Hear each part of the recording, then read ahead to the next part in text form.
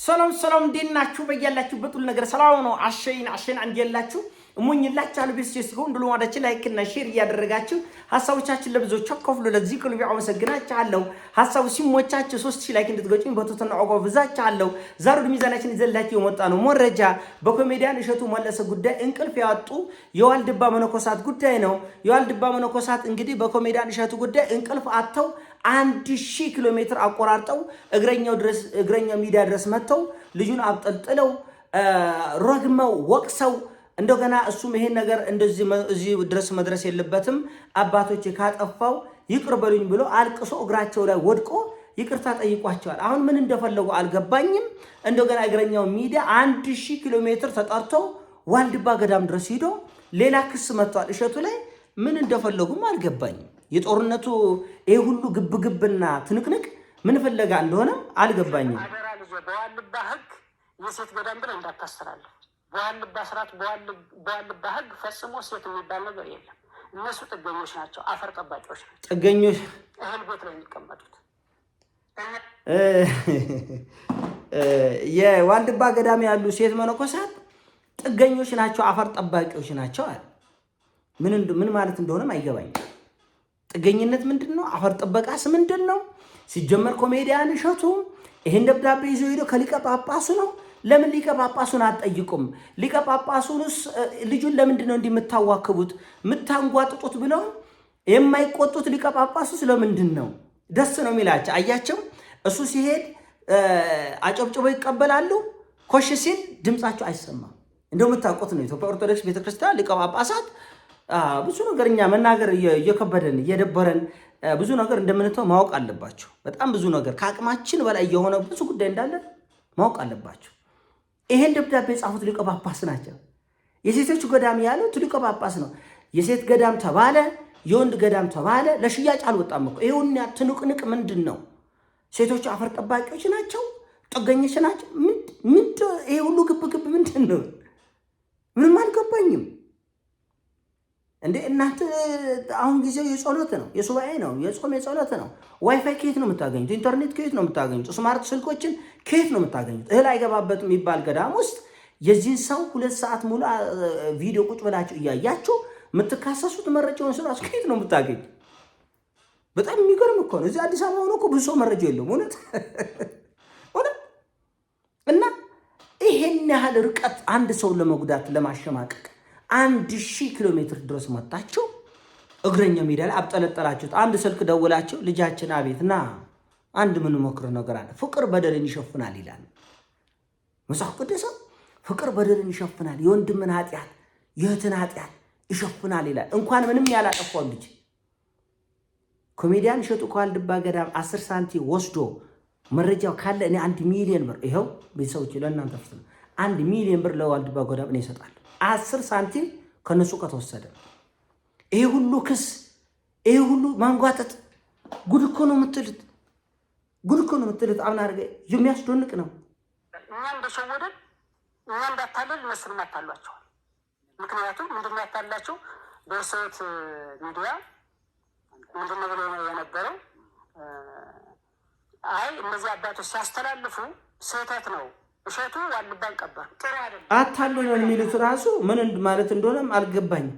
ክፉ ድርጊት ክሱ በጣም ብዙ ነው፣ ወሬ በጣም ብዙ ስለሆነ ማውራትም ራሱ በእሸቱ መለሰ ስመ ክርስትና ወልደ ገብርኤል በዋልድባ እንዳልሻ ቅድስት ኪዳነ ምሕረት ዘተስፋ ሐዋርያት አንድነት ገዳምና በገዳሙ ስም በተሰበሰብነው ማህበረ መነኮሳት ስም የምናስተላልፍልህ የክፉ ስራ ውጤት ምንድን ነው? የክፉ ስራ ውጤት እኔ እኮ ግራ ገባኝ እኮ። መካሰሱም ራሱ ወዝ የሌለው ነገር ምን እንደፈለጉም አልገባኝም። የክፉ ስራ ውጤት ማለት ምንድን ነው? ዘረፈ፣ ሰረቀ፣ አጭበረበረ፣ ወነበደ፣ ወንብድና ነው?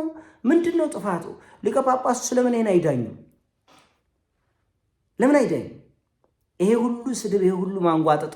የሀገረ ስብከቱ ሊቀ ጳጳስ ማን ናቸው? ለምን አይወጡ? ለምን አይናገሩም? ልጃችን በቀናነት ነው የሄደው። ደብዳቤ ጻፍኩ እኔ ነኝ። ኑና እኔ ጋር ተነጋገሩ ቢሮዬ ድረስ። አንድ ራሱ ሊቀ ጳጳሱ አልፈለጉም ልጁ እንዲጓጠጥ እንዲሰደብ። የሀገረ ስብከቱ ሊቀ ጳጳስ እሸቱ እንዲሰደብ እንዲጓጠጥ ስለፈለጉ ነው እንጂ በአንድ ስልክ ደውለው የገዳሙን አስተዳዳሪ አበመኔት ጠርተው ምንድን ነው የምትሉት? ደብዳቤ ጻፍኩ እኔ ነኝ። አዲስ አበባ ድረስ ለከስና ለግርግር ሄዳችሁት ምን ሆናችሁ ነው? በምን ምክንያት ነው? ይሄ ልጅ 100 ምናምነኛ ነው። ይሄ ቤተክርስቲያን ይሄ ገዳም 100 ምናምነኛ ነው ወረፋ ያለው። ቅድሚያ ለዋልድባ ይሰጥ ተብሎ ነው ሌሎች ገዳሞች ታልፈው 100 ምናምን ገዳምና ቤተክርስቲያን አልፎ ነው ለነሱ እድል የተሰጠ። ለምንድን ነው በዚህ ደረጃ የምታንጓጡት ብለው ሊቀ ጳጳሱ መቆጣት ይችሉ ነበር። መነኮሳትን መምከር ይችሉ ነበር። ሆን ብለው ነው ይህን ነገር የሚያስደርጉት። ልንገራቸው እና አባቶች ልጆቻችን ለማሳደድ ይህን ያህል ርቀት፣ ይህን ያህል ተራራ፣ ይህን ያህል ቁልቁለት አትውረዱ። እሸቱ በቀላሉ የሚሰበር ሰው አይደለም። ለመስበር ፈልጋችሁ ከሆነ በቀላሉ የሚሰበር ሰው አይደለም። ጥፋት ካለ ደውላችሁ በአንድ ስልክ መናገር ትችላላችሁ። ጥፋት ካለ ይህን ደብዳቤ የጻፉት ሊቀ ጳጳሱ ደብዳቤ እያያችሁ ምንድን ነው? ድርቅን ነው። እሱ እኮ ስለ ትሕትና ነው ጎንበስ ብሎ ይቅርታ የጠየቀ እንጂ ምንም ጥፋት የለበትም።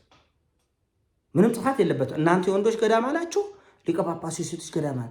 የሴት ተባለ የወንድ ተባለ ይህን ያህል ጦርነት የሚያስከፍት ጉዳይ አይደለም። እኛ አባቶችን አትናገሩ ስለምን የቤተክርስቲያን ነገ አክብረን ብዙ ነገር ዝም ብለናል። ብዙ ጉዳይ ነው የምናውቀው። በጣም ብዙ ጉዳይ ማንከፍተው ማዕት ፋይል አለ አውቀን እና እሸቱ የኢትዮጵያ ኦርቶዶክስ ቤተክርስቲያን የመሃል ልጇ ነው። ብርቅ ነው፣ ስስቷ ነው ለቤተክርስቲያን ነው።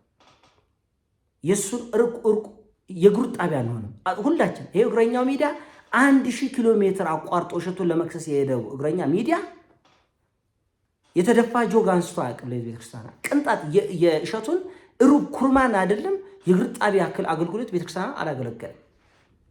መካሰስ፣ እዚህ ድረስ መጥቶ መካሰስ፣ እዛ ድረስ ሄዶ መካሰስ፣ ማንጓጠጥ፣ ማዋረድ ምንድን ነው? ምንድን ነው የሰራው? እግረኛ ሚዲያው ላይ ነገር ከማመላለስ ወሬ ከመፍጨት በስተቀር ለኢትዮጵያ ኦርቶዶክስ ቤተክርስቲያን ይሄን ነገር ሰርቷል።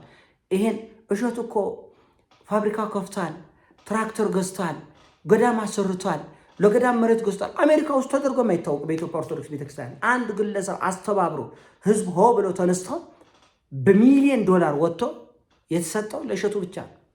ማናችንም ይሄን ማድረግ አንችልም። ማናችን እጣቢው አንሆንም። የእሸቱ እዚህ ሚዲያ ላይ የምናለቀልቀው በሙሉ የእሸቱ ኮሜዲያን እሸቱ እግሩ ጣቢ ነው ማለት ያለው ወሬ ስለፈጨ እኮ አይደለም። እና አባቶቹ እባካችሁ ለክስ ይሄን ያለ ለክስ አትሯሯጡ። ሊቀ ጳጳስም ያገሩ ሊቀ ጳጳስም ጆሮን ይዞን ጆሮ ያርገው አላየውም አልሰማም አይበሉ፣ ሰምተዋል። ተው በሏቸው መነኮሳቱ። ጭራሽ እመቤቴ ፈረጅ ብለናል ሁሉ አይደል? ምን ስለሆነ ነው እመቤቴ ፈረጅ ቃልን እንደያዛችን እና አንዳንድ ነገር በስርዓት ዝም ብሎ ሰውን ተነስቶ ከእርግማን እኮ ነውር ነው። በቅንነት ያደረገ 10 ሳንቲም የሰጣችሁት የለም። ችግሮች ሊኖሩ ይችላል፣ ስህተቶች ሊኖሩ ይችላል። እኛ ስንት ስህተት ዝም ብለን እያለፍን አይደል? እንደ ቤተክርስቲያን አባቶቹ ዝም ብሎ የአባቶች ጉዳይ ዝም ብሎ ምናምን ስለተባልክ አውቀው ትተናል። ተው ደግሞ ጥፋት ከሆነ እንኳን ተው፣ ይቅርታ ተጠይቃችሁ። ምንድነው ጦርነቱ? ላይ ግራ ይገባኝ። ልጁ ጋር ትንቅንቅ ውስጥ የገባችሁት ሌላ ተልእኮ አላችሁ ወይ? ሌላ የምፈልጉት ነገር አለ ወይ? እና በልኩ ብትሆኑ ጥሩ ነው። በልኩ በቃ ድንበራቸውን ጠብቃችሁ ነው። አይ ድንበራ እኛ እኮ ራሳችሁ አይደላችሁ እንደ ወጣችሁ አብረን አንቀድስም። ገዳም ውስጥ 2 ቦታ ተከፍላችሁ አብራችሁ አትቀድሱም፣ አብራችሁም አትበሉም፣ አብራችሁም አትጠጡ። ግን ከዓለም ተነጥላችሁ ገዳም ገብታችኋል። ለዛም ዋልድባን የሚያክል ውስጠ ሚስጥሩም እንደሆነ እኛ እናውቃለን። በነገራችን ላይ እኛ እናውቃለን። እኔስ እባካችን እኛ ብዙ መናገር አንፈልግም እንዲህ አይነት ነገር። ግን ቤተክርስቲያኗ ልጆች አልባ እያደረጋችሁ ነው። ወጣቶች ቤተክርስቲያኗ እንዲፈሯት እንዲርቋት እያደረጋችሁ ነው። ነገር ወዲህ ማመላለስ፣ አዲስ አበባ ማምጣት፣ ዋልድባ መሄድ፣ ነገር ወደዚህ በጣም ግርግር ተፈጠረና ደስ አይልም፣ አይጠበቅም። ቦታችሁም አይደለም። ቦታችሁን ጠብቃችሁ መኖር አለባችሁ። ክብራችሁን መጠበቅ አለባችሁ። አንዳንድ ሰዎች አባቶች አትናገር እንዴ! ኃጢአት እኮ የመመንም የጳጳስም የቄስም የመነኩሴም አንድ ነው። እኔ ሳድርገው ርኩስ ቆሻሻ፣ ሌላው ሲያደርገው ቅዱስ ሊሆን አይችልም። ይህን ማወቅ አለባችሁ። ደግሞ ቤተክርስቲያን የምትጸናው ሁላችን ድርሻችንን፣ ቦታችንን፣ ልካችንን አውቀን በአግባብ ስንኖር ነው። ይሄ ሀሳብ ነው። ሀሳብ ስሞቻችሁ ላይ አድርገው ኮንቶፈቻቻን ሰብስክራይብ ታደርጋላችሁ። የኔ ሀሳብ ነው። ሞቻቸው ፒስ